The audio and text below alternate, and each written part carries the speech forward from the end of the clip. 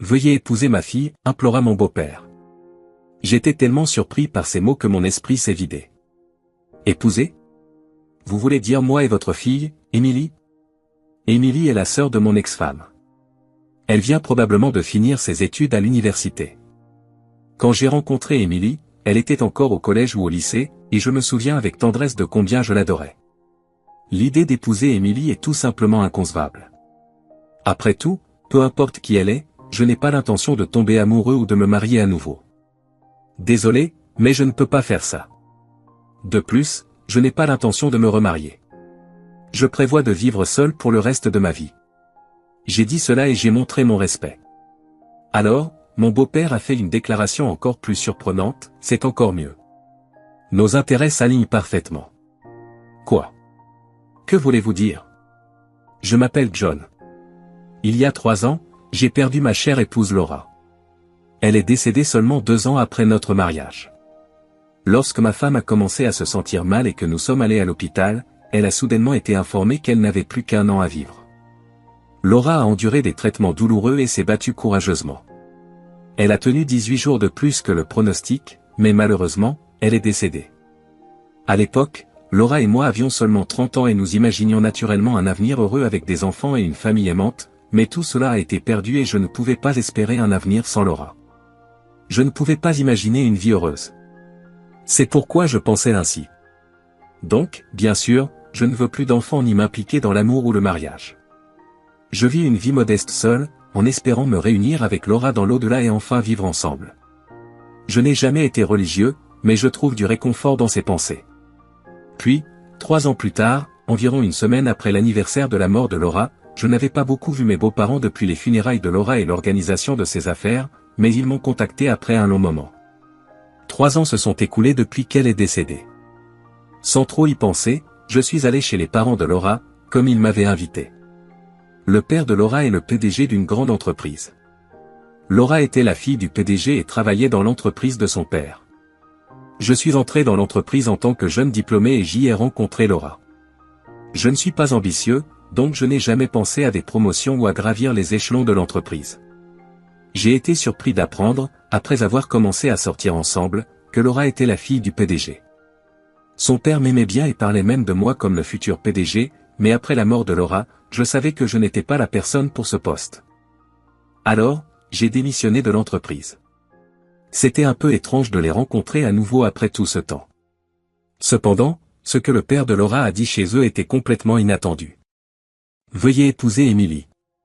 J'étais tellement surpris que j'ai eu un blanc. Hein? Épouser Émilie? Moi? Émilie est la sœur de Laura. Elle doit avoir tout juste terminé ses études à l'université ou quelque chose comme ça. Quand Laura était en vie, Émilie était encore au lycée et je me souviens avec tendresse de combien je l'adorais. L'idée d'épouser Émilie est tout simplement inconcevable. Peu importe de qui il s'agit, je n'ai pas l'intention de tomber amoureux ou de me marier à nouveau. Pourtant, l'idée d'épouser la sœur de ma défunte épouse est bizarre pour n'importe qui. Pour que mes beaux-parents fassent cette demande, il doit y avoir une raison significative derrière cela, mais je ne peux pas accepter cela. Je comprends qu'il puisse y avoir des circonstances, mais désolé, je ne peux pas faire cela. Je n'ai pensé à épouser personne d'autre que Laura. Je prévois de vivre seul pour le reste de ma vie. J'ai dit cela et j'ai montré mon respect. Alors, mon beau-père a fait une autre déclaration surprenante, c'est encore mieux. Nos intérêts s'alignent parfaitement. Quoi? Que voulez-vous dire? J'étais complètement perdu quant au véritable sens de ces paroles, alors j'ai demandé à nouveau. Il a alors suggéré, puis-je appeler Émilie elle-même? J'étais confus, mais j'ai accepté. Quand mon beau-père a appelé Émilie, elle est entrée silencieusement, probablement de la pièce à côté. Elle s'est assise sur la chaise à côté de son père en face de moi. J'avais déjà vu Laura et Émilie bien s'entendre de nombreuses fois, mais je ne peux pas dire que je suis proche d'Émilie. Nous avons eu seulement quelques conversations en tête-à-tête, et je pensais qu'Émilie serait en difficulté si elle me demandait de l'épouser. Je suis désolé pour cette demande soudaine, mais Émilie a insisté. J'ai été de nouveau choqué quand mon beau-père a dit cela. Quoi? Émilie a fait ça? J'étais encore plus confus. Voyant ma confusion, mon beau-père a dit, « Vous deux, discutez-en » et il est sorti de la pièce. Il y a eu un moment de silence, puis Émilie a dit, « je suis désolé de faire une demande aussi impolie si soudainement. Je pense que la dernière fois que nous nous sommes vus, j'étais encore étudiante. J'étais soulagé de voir qu'elle n'avait pas beaucoup changé depuis son attitude humble et polie de cette époque, malgré une demande aussi absurde. Eh bien, oui, incertain de comment répondre, j'ai répondu hésitant, et Émilie a commencé à expliquer la situation. J'ai un fiancé, mais c'est quelqu'un que mon père a choisi pour moi. Ah, je pensais que ces situations n'existaient que dans les séries télévisées. Être la fille d'un PDG d'une grande entreprise doit être difficile. Mon père aimait ma brillante, gentille et intelligente sœur Laura et disait toujours qu'il voulait que vous preniez la relève de l'entreprise. En les perdant toutes les deux, je pense qu'il est désespéré pour un héritier. Laura et Émilie n'avaient pas de frères. Je pense que l'entreprise a vraiment des problèmes avec la question du successeur. C'est pourquoi il veut me marier rapidement et préparer le prochain héritier. Mais moi, je ne veux pas me marier. Jamais. Les yeux d'Émilie montraient une forte détermination, indiquant clairement son aversion pour le mariage. Il semblait intrusif de demander pourquoi elle ne voulait pas se marier, alors j'ai posé la question qui me préoccupait le plus. Alors, pourquoi veux-tu te marier avec moi?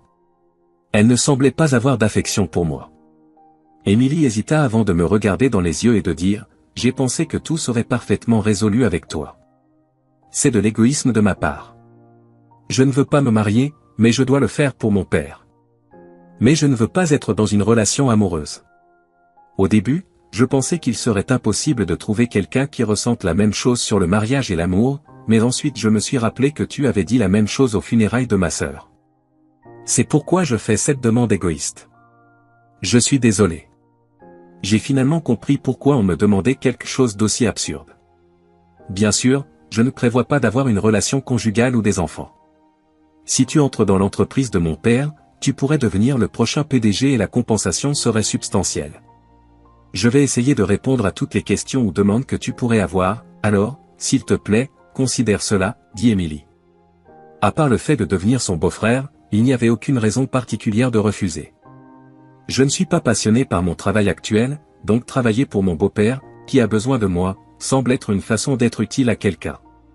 Je n'ai pas de frère et mes parents sont déjà décédés, donc entrer ou sortir d'un registre familial n'affecterait personne. Le fait le plus important est le désespoir d'Émilie au point de proposer une solution aussi inhabituelle. Si mon mariage peut aider à résoudre cette situation, cela vaut peut-être la peine d'être envisagé. Cependant, le problème est qu'elle est la sœur de Laura.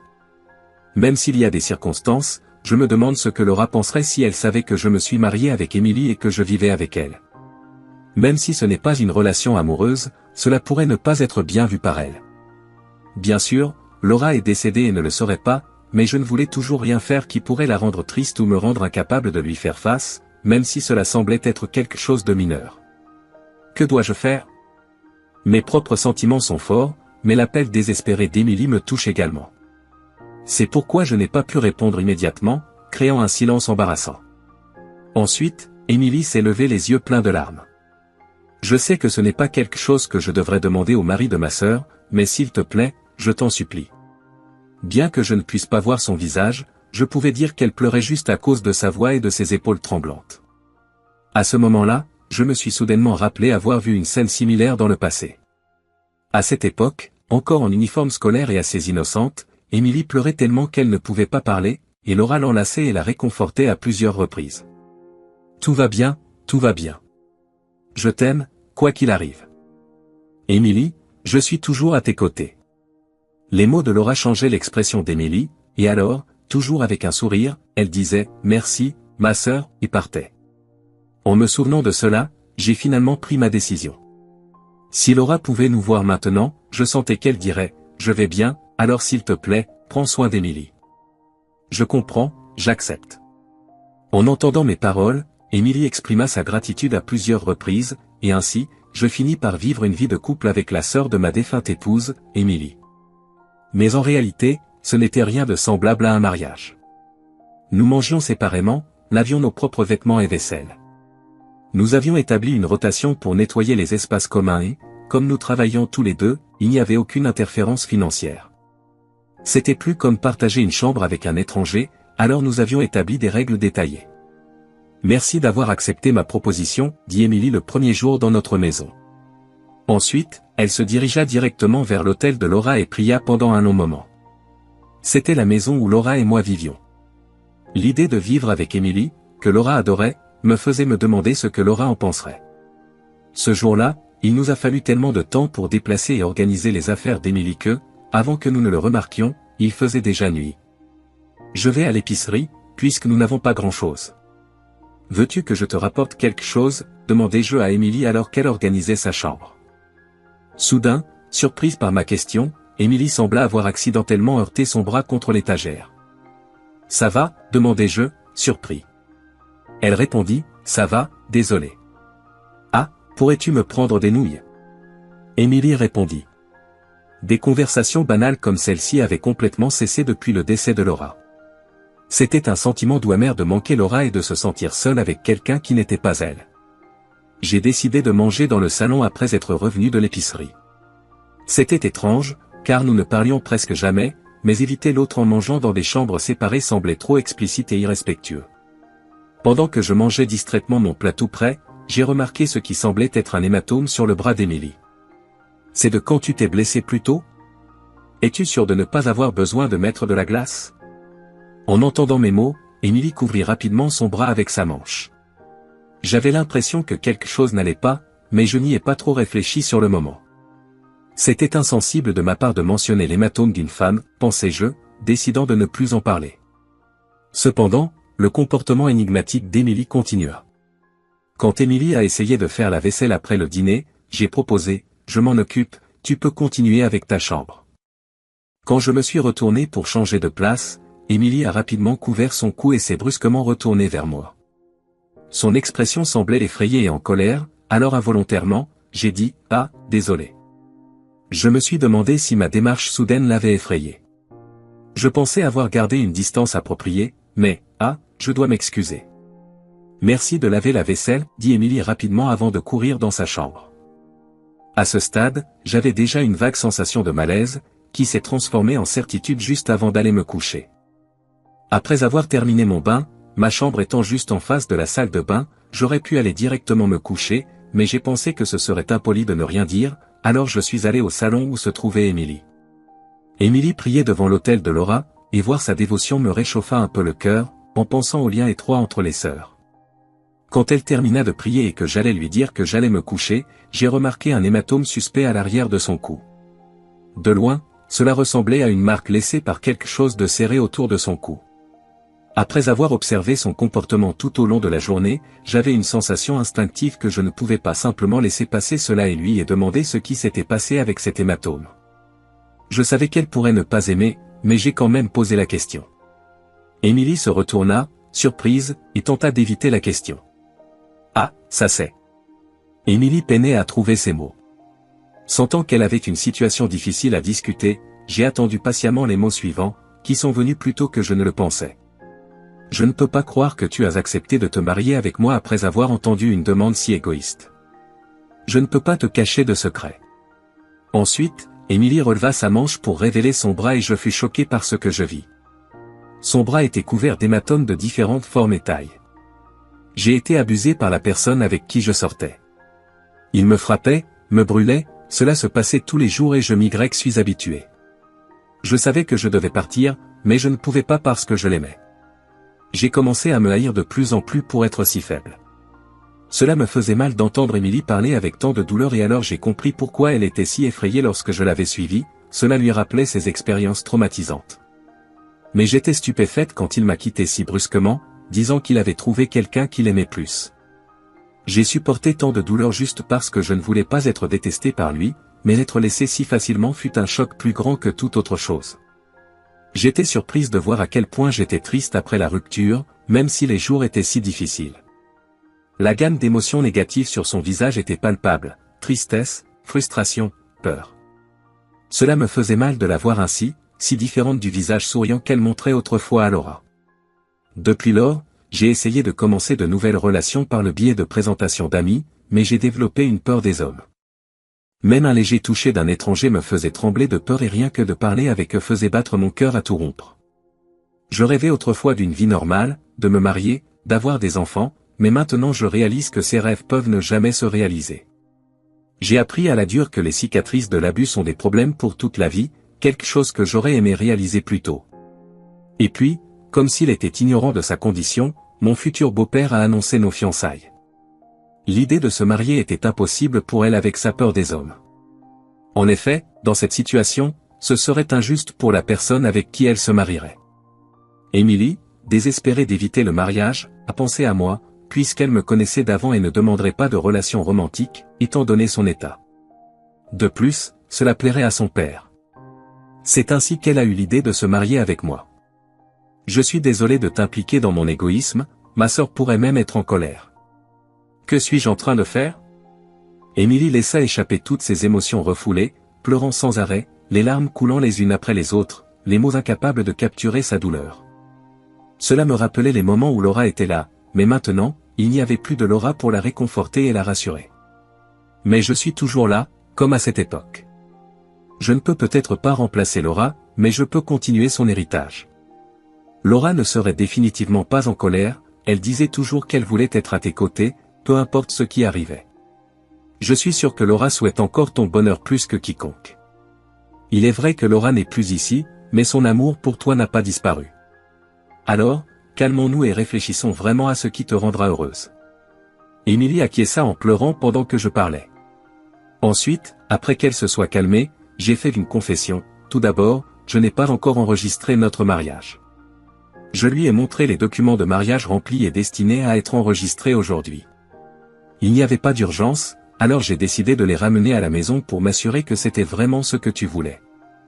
Émilie fut surprise, mais je pense que c'était pour le mieux. Les blessures dans son cœur sont immenses, les guérir peut ne pas être facile, mais tant que tu as encore le véritable désir de te marier un jour avec quelqu'un que tu aimes et d'avoir des enfants, je veux honorer ce souhait. Je ferai tout pour te soutenir en tant que beau-frère. Peut-être que tes véritables sentiments étaient enfouis sous la peur, la précipitation et la considération pour tes parents, mais le véritable espoir d'Émilie était vraiment là. Jess, merci beaucoup. Émilie dit cela, les larmes recommençant à couler. Ainsi, Émilie et moi avons réussi à éviter de nous marier à la dernière minute et avons commencé à vivre de nouveaux jours. Bien sûr, nous avons cessé de vivre ensemble. Nous avons expliqué la situation à ses parents, ils ont compris, et Émilie a commencé à fréquenter une clinique pour des soins de santé mentale. Bien que, légalement, ma relation conjugale avec la défunte Laura soit terminée, les liens familiaux existaient toujours. En répondant aux souhaits de son père, j'ai officiellement assumé le rôle d'héritier en étant le mari de Laura. Ma position de ne pas me marier avec quelqu'un d'autre que Laura n'a pas changé, mais maintenant j'ai des beaux-parents attentionnés et une belle-sœur. Même si nous ne sommes pas liés par le sang, cela seul me fait sentir que je ne vis pas une vie solitaire.